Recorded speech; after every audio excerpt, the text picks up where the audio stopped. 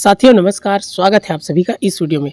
आज के टॉपिक में टॉप 50 इम्पॉर्टेंट क्वेश्चन हैं शैक्षिक एवं सामान्य बोध से। परीक्षा में बार बार पूछे जाने वाले प्रश्न हैं और ये सभी प्रश्न आपका Indira Gandhi National Open University pre BEd या प्री डीएलएड एंट्रेंस एग्जाम में पूछा जा चुका है।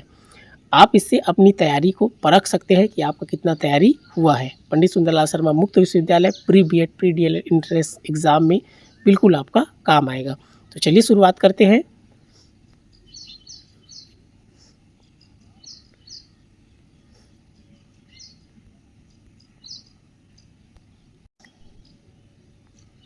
देखिए, आपका पहला प्रश्न है, विश्व जनसंख्या दिवस मनाया जाता है। इसका उत्तर है आपका, देखिए 19 जुलाई, 11 जुलाई, 15 जुलाई, 17 जुलाई। तो इसका सही उत्तर है आपका क्या है, 11 जुलाई है। आप याद रखेंगे ये दिवस वाला प्री डीएलएड एंट्रेंस एग्जाम में 2 से 3 प्रश्न पूछता है, इसलिए दिवस जितना भी है इंपॉर्टेंट उसको अच्छे से आप क्लियर कर लेंगे। इसका अलग से वीडियो आप प्ले लिस्ट में जाकर देख सकते हैं। Pandit Sundarlal Sharma university pre D Ed या प्री डीएलएड एंट्रेंस एग्ज़ाम करके है मेरे यूट्यूब चैनल में। उसमें इन ट्रिक के साथ बताया हूँ दिवस को कैसे याद करना है। उसमें से आता ही है 2 से 3 प्रश्न। तो इसका सही उत्तर क्या है, 11 जुलाई है। विश्व जनसंख्या दिवस 11 जुलाई को मनाया जाता है।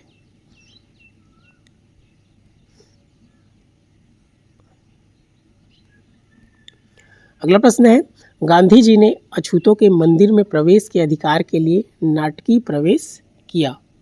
या मंदिर में प्रवेश के लिए नाटकीय प्रवेश कब किया, सन 1930 में। क्लियर है। गांधी जी ने 1930 के दशक में हरिजन आंदोलन एवं मंदिर प्रवेश आंदोलन का समर्थन किया।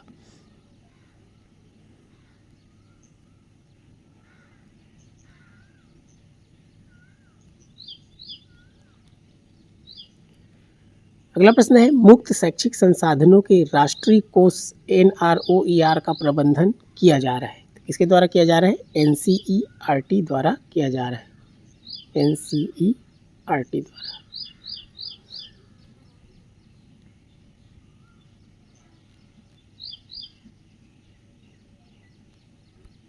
अगला प्रश्न है, वंदे मातरम नामक क्रांतिकारी पत्र के संपादक कौन थे। इंपॉर्टेंट है, याद रखेंगे। इसका उत्तर है भीकाजी कामा।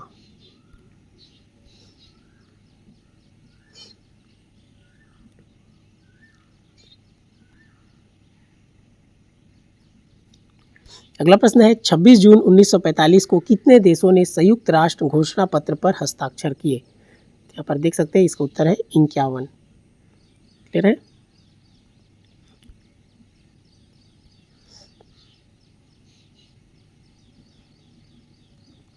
अगला प्रश्न है, निम्न में से किसने भारतीय संघवाद को सहकारी संघवाद कहा। इसका उत्तर है ग्रानविल ऑस्टिन।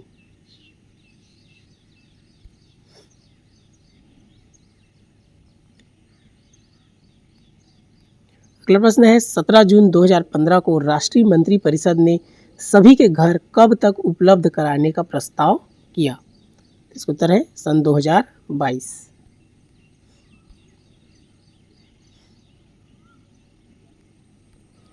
अगला प्रश्न है, 17 सितंबर 2015 को जारी वैश्विक नवाचार सूचकांक 2015 में कौन से देश ने शीर्ष स्थान प्राप्त किया। इसका उत्तर है स्विट्जरलैंड, रैंक 1।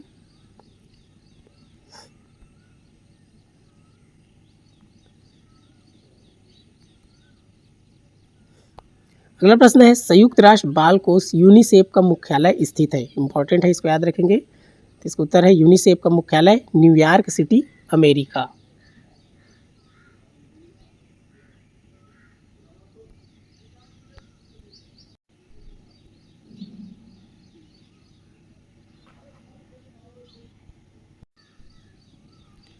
अगला प्रश्न है, 2016 के ओलंपिक खेल किस नगर में हो रहे हैं। तो 2016 में ओलंपिक खेल कहाँ हुआ था, रियो डी जेनेरियो। क्लियर है। रियो डी जेनेरियो 2016 के ग्रीष्मकालीन ओलंपिक खेल ब्राजील के रियो डी जेनेरियो में आयोजित हुए थे।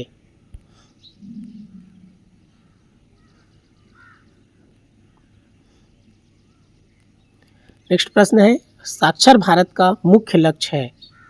इसका उत्तर है आपके लिए प्रौढ़ शिक्षा को प्रोत्साहन। क्लियर है।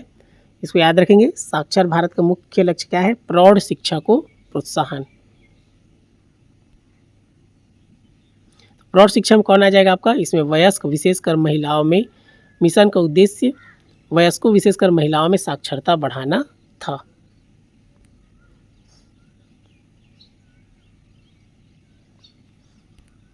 अगला प्रश्न है, संविधान की किस धारा अनुच्छेद के अनुसार राष्ट्रपति को अध्यादेश जारी करने का अधिकार है।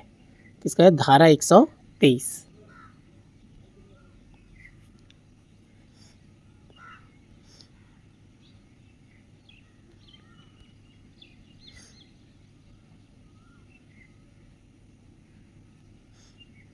अगला प्रश्न है, शिक्षा का अधिकार अधिनियम 2009 मुख्यतः संबंधित है। इसका उत्तर है प्राथमिक शिक्षा से।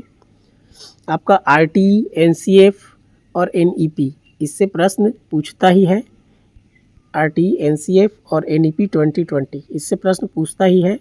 और इसके कंप्लीट वीडियो आप मेरे यूट्यूब चैनल के प्लेलिस्ट में जाकर देख सकते हैं। पंडित सुंदरलाल शर्मा प्री बीएड या प्री डीएड एंट्रेंस करके लिखा होगा, वहाँ जाएंगे तो आपको बहुत सारे वीडियो मिल जाएंगे, इनका कंप्लीट वीडियो, और इसमें से प्रश्न बनता ही है। सभी एकदम कंटेंट बहुत ही 100% सटीक है और एकदम सही उत्तर के साथ है। आप जाकर उसको देख सकते हैं।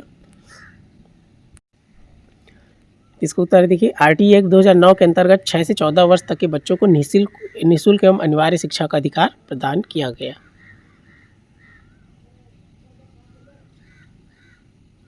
अगला प्रश्न है, फंडामेंटल यूनिटी ऑफ इंडिया पुस्तक के लेखक है। इसके लेखक है राधा कुमुद मुखर्जी।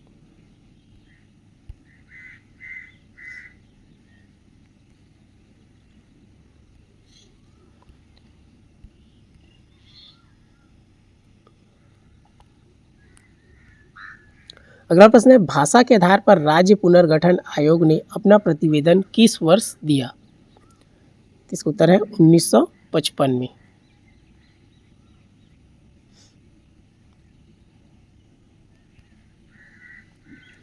नेक्स्ट प्रश्न है, जुलाई 2015 में जारी संयुक्त राष्ट्र की रिपोर्ट के अनुसार 2022 तक विश्व में सर्वाधिक जनसंख्या वाला देश कौन होगा। इसका उत्तर है भारत।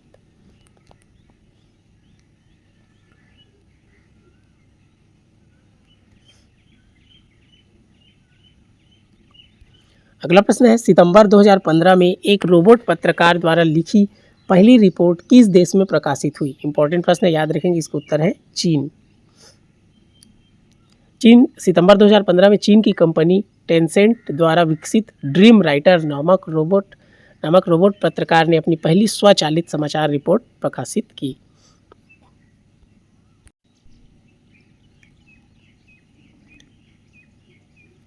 अगला प्रश्न है, 1907 में मैडम कामा ने कहाँ पहली बार तिरंगा लहराया था। इंपॉर्टेंट प्रश्न है, इसको याद रखेंगे। तो इसका उत्तर है स्टुटगार्ट।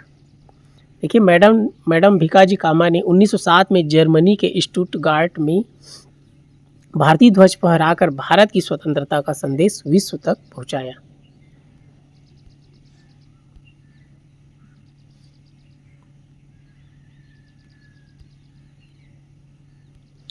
अगला प्रश्न है, भारत में शिक्षक शिक्षा में सुधार हेतु किस समिति या आयोग ने विशेष प्रतिवेदन दिए हैं।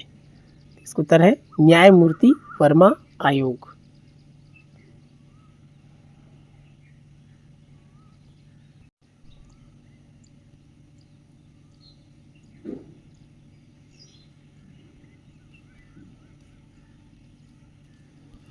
अगला प्रश्न है, IEDSS का विस्तृत रूप है। इसको याद कर लेंगे, मोस्ट इम्पॉर्टेंट है। फुल फॉर्म भी पूछता ही है। फुल फॉर्म से रिलेटेड वीडियो प्लेलिस्ट में जाकर आप देख सकते हैं। जितना भी फुल फॉर्म है महत्वपूर्ण, वो सब उसमें दिया है। तो यहाँ पर देखिए, इसका है inclusive education for disabled at secondary stage. ये इसका फुल फॉर्म है, इसको याद रखेंगे। जिसका उद्देश्य माध्यमिक स्तर पर दिव्यांग विद्यार्थियों को समावेशी शिक्षा उपलब्ध कराना है।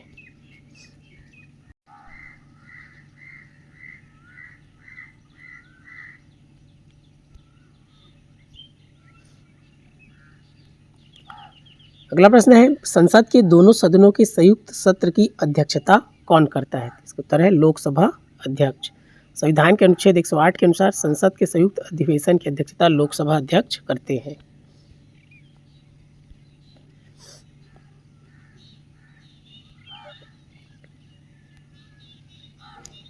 अगला प्रश्न है संविधान की कौन सी धारा मुख्यमंत्री के कर्तव्यों को परिभाषित करती है? इसका उत्तर है अनुच्छेद 167।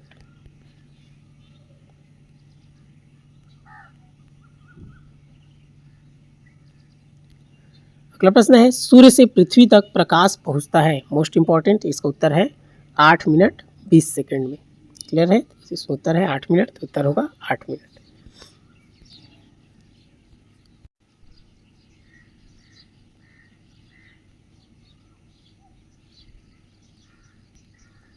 अगला प्रश्न है गांधी की सत्याग्रह युक्ति में अंतिम पद क्या था? इसका अंतिम पद है हड़ताल। यहाँ पर देख सकते हैं आप, बहिष्कार, धरना, असहयोग, बहिष्कार, धरना, व्रत, हड़ताल। तो अंतिम है इसका हड़ताल।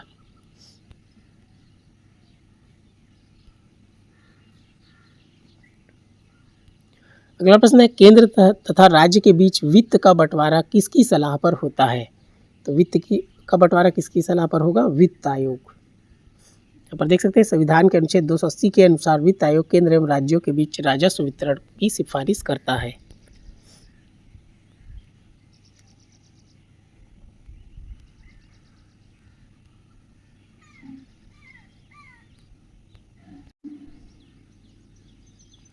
अगला प्रश्न है सभागार में ध्वनि का प्रतिध्वनि प्रभाव किसके लगातार होने के कारण होता है? तो ध्वनि का जो प्रतिध्वनि होता है सभागार में, इस प्रकार आप देख सकते हैं किसके कारण होता है? परावर्तन के कारण होता है, रिफ्लेक्शन के कारण। पर देख सकते हैं जब ध्वनि तरंगे दीवारों, छत एवं फर्श से बार बार परावर्तित होकर बार बार श्रोताओं तक पहुंचती तब प्रतिध्वनि उत्पन्न होती है।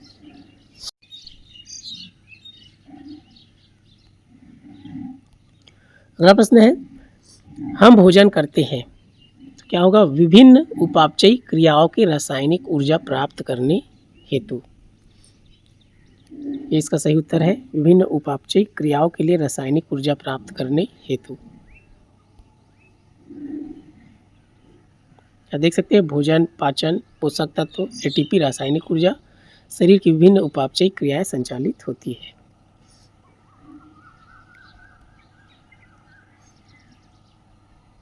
अगला प्रश्न है भारतीय संविधान में मौलिक अधिकारों की निम्नलिखित विशेषताओं में से कौन सी सही नहीं है?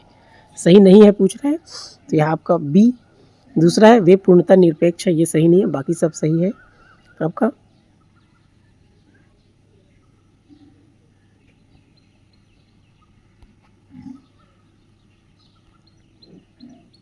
अगला प्रश्न है 1905 में सर्वेंट्स ऑफ इंडिया सोसाइटी की स्थापना किसने की थी?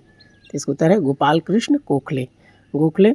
इसकी स्थापना 1905 में पुणे में गोपाल कृष्ण गोखले ने की थी। अगला प्रश्न है पंचायती राज व्यवस्था का मुख्य उद्देश्य है? इसका उत्तर है, याद रखेंगे, लोकतांत्रिक विकेंद्रीकरण स्थापित करना। लोकतंत्र की पहचान गांव-गांव में स्वशासन, इसको याद रखेंगे, पंचायती राज व्यवस्था, गांव-गांव में स्वशासन।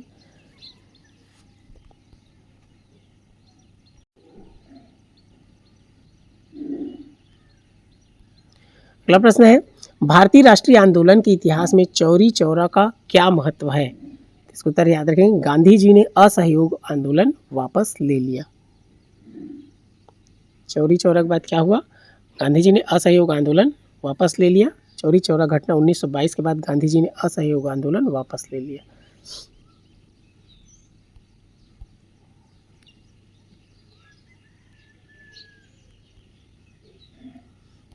अगला प्रश्न है निम्नलिखित राज्यों में से किसकी साक्षरता दर 90% से अधिक है? तो यहाँ पर लेंगे इसका उत्तर केरल। केरल भारत का सर्वाधिक साक्षरता वाला राज्य है जिसकी साक्षरता दर 90% से अधिक है।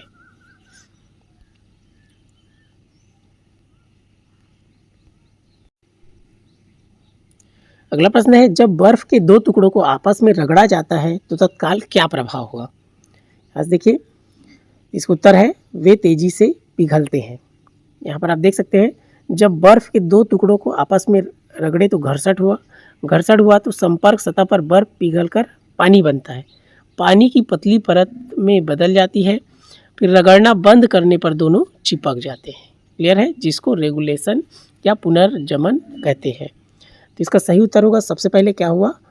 आपका तेज़ी से पिघला। चिपका कब? जब रगड़ना बंद किए तब वो आपस में चिपक जाएगा। तो इसलिए इसका सही उत्तर क्या होगा? वे तेज़ी से पिघलेंगे।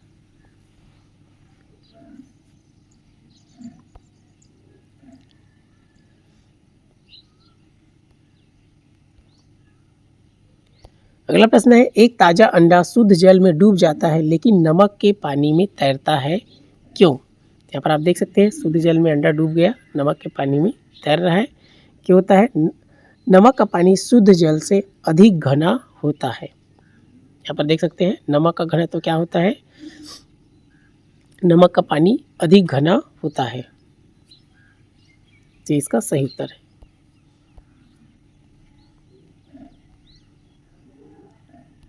अगला प्रश्न है, यकृत द्वारा स्त्रावित पित्त कहाँ संग्रहित होता है? इसका उत्तर है पित्ताशय में।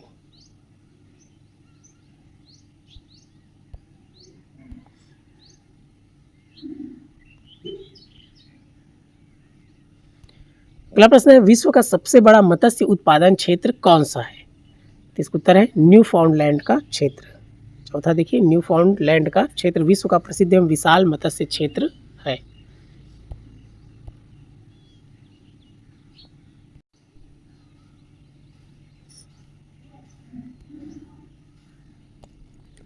अगला प्रश्न है, निम्नलिखित में से कौन सी चोटी हिमालय पर्वतमाला में स्थित नहीं है, पूछ रहा है। तो इसका उत्तर है गाडविन ऑस्टिन K2, ये हिमालय पर्वत में स्थित नहीं है। क्लियर है? बाकी सभी क्या है आपका हिमालय पर्वत में स्थित है। देखिए यहाँ पर ये काराकोरम पर्वतमाला K2 क्या है? 8611 मीटर, पाकिस्तान या चीन विश्व का दूसरा सबसे ऊंचा पर्वत। तो भारत में आपका कौन सा स्थित है? सॉरी,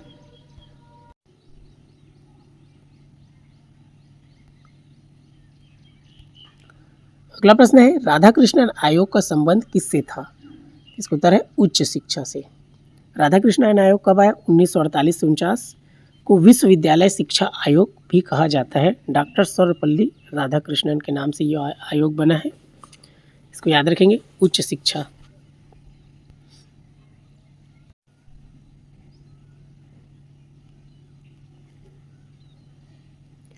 अगला प्रश्न है, मैल्कम आदिसेसिया है, याद रखेंगे सेसिया। मैल्कम आदिसेसिया समिति ने किस क्षेत्र के विभिन्न पहलुओं का अध्ययन किया था? इसका उत्तर है व्यावसायिक शिक्षा।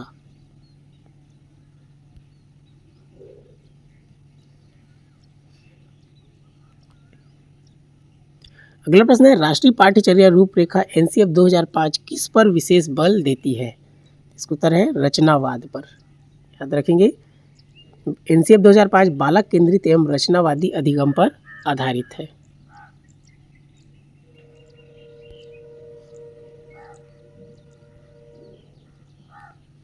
अगला प्रश्न है, राष्ट्रीय शिक्षा नीति 1986 ने किसकी स्थापना की अनुशंसा की? याद रखिए, इसका उत्तर है डाइट, जिला शिक्षा एवं प्रशिक्षण संस्थान डाइट का स्थापना किया। इसको याद रखेंगे, जिला शिक्षा एवं प्रशिक्षण संस्थान। इसका फुल फॉर्म भी याद रखेंगे।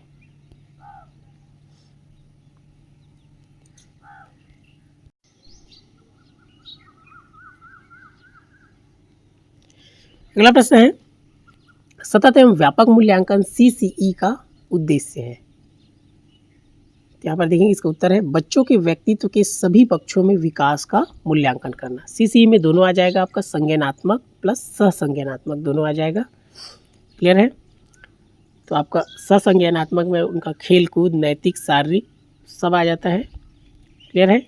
और संज्ञानात्मक में क्या आता है? जो विषय संबंधित है, जो नंबर उनको मिलता है कोई भी विषय में, वो सब क्या है? संज्ञानात्मक में आता है। सहसंज्ञानात्मक में सब चीज़ आ जाएगा उनका, नैतिक, सामाजिक, शारीरिक, भावनात्मक सभी चीज़ आ जाता है। CCE का फुल फॉर्म याद रखेंगे, कंटिन्यूअस कम्प्रहेंसिव इवैल्यूएशन। प्रश्न पूछ देता है।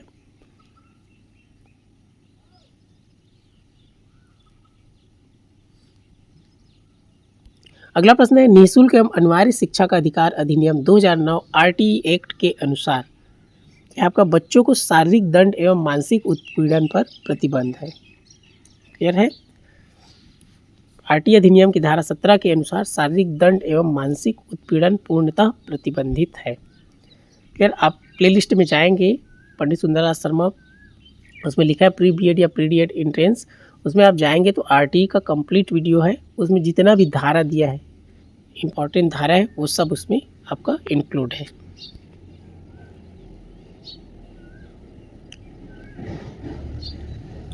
अगला प्रश्न है उपचारात्मक शिक्षण रिमीडियल टीचिंग में शामिल है। इसमें शामिल है आपका अधिगम कठिनाइयों की पहचान कर सुधारात्मक उपाय करना। क्लियर इसका ठीक हो गया।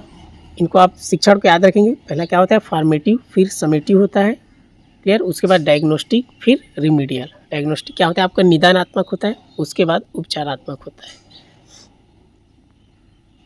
डायग्नोस्टिक में याद रखेंगे आपका अधिगम की पहचान करते हैं कि क्या बच्चे को कठिनाई है किसमें, फिर उसके बाद उसका उपाय करते हैं।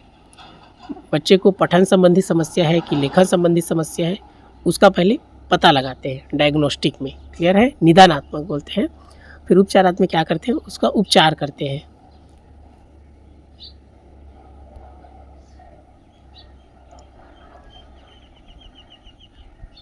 अगला प्रश्न है ऋणात्मक विषम वक्र किसका प्रतिनिधित्व करता है। तो इसका उत्तर है उच्च गुणवत्ता। यहाँ पर देख सकते हैं अधिकांश अंक उच्च स्तर पर।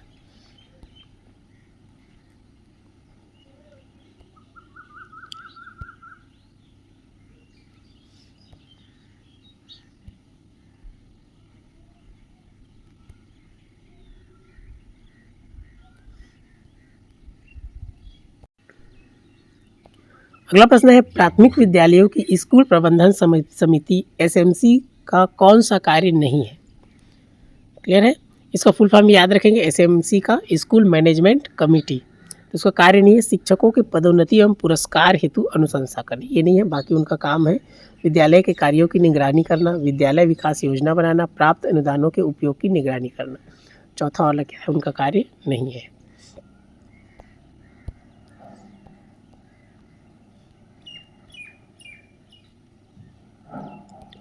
अगला प्रश्न है अभिरुचि व्यक्ति की सफलता की संभावना बताती है। तो इसका उत्तर है किसी विशेष व्यवसाय या पेशे में।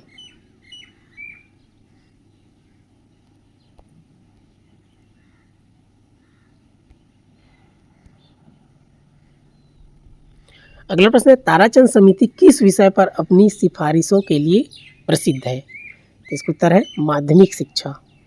ताराचंद समिति 1948 मुख्य रूप से माध्यमिक शिक्षा और शारीरिक शिक्षा व मनोरंजन के विकास के लिए अपनी सिफारिशों के लिए प्रसिद्ध है।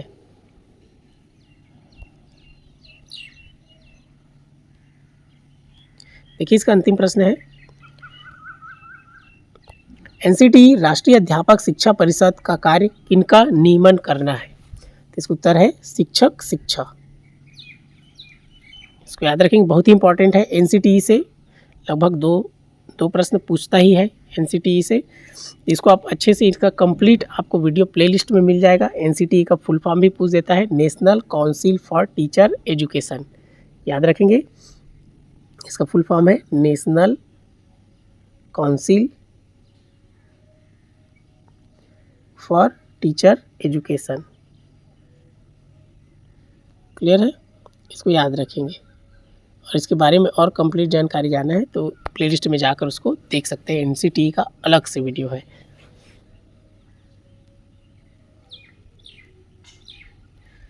तो अपनी तैयारी को बेहतर कीजिए। इसी प्रकार के वीडियो के लिए बिंदास लर्नर चैनल से जुड़े रहिए। इस वीडियो को ध्यानपूर्वक देखने के लिए आपका दिल से धन्यवाद।